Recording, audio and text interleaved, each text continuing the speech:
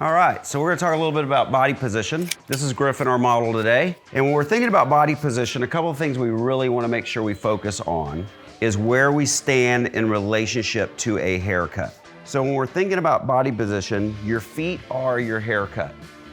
And what I mean by that is if my feet are in the wrong place and I'm reaching across my body, what's gonna tend to happen is I'm either pulling the hair to me and I'm not creating an accurate line. So I need to think about where my feet are in relationship to my work. I wanna have one foot into my work, and if I'm right-handed, my left foot would always be forward.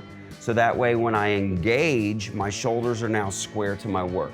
I also have the ability to then drop down into my work and keep everything consistent and more of a static vision of what I'm trying to accomplish.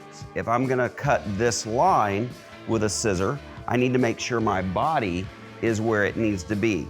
Oftentimes, what we see in haircuts is people will stand like this and try to cut the hair, and they won't see the line. So we need to make sure our body is always open to the work that we're gonna be doing, that our shoulders are square to the work that we're gonna be doing so that we can get in and execute the work.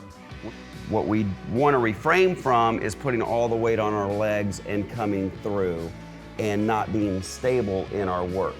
So that would really be the big focus on body position. So we wanna be able to lunge down and up.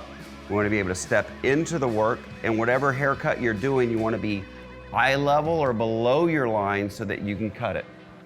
Oftentimes, people will bring the hair to them, which then is gonna cause the line to be inaccurate, because then I'm implying elevation to the haircut versus if the goal for this particular individual was to cut a heavy straight line, I need to keep everything where it's gonna live, because the haircut lives without you, not with you. It's your design that will live with them.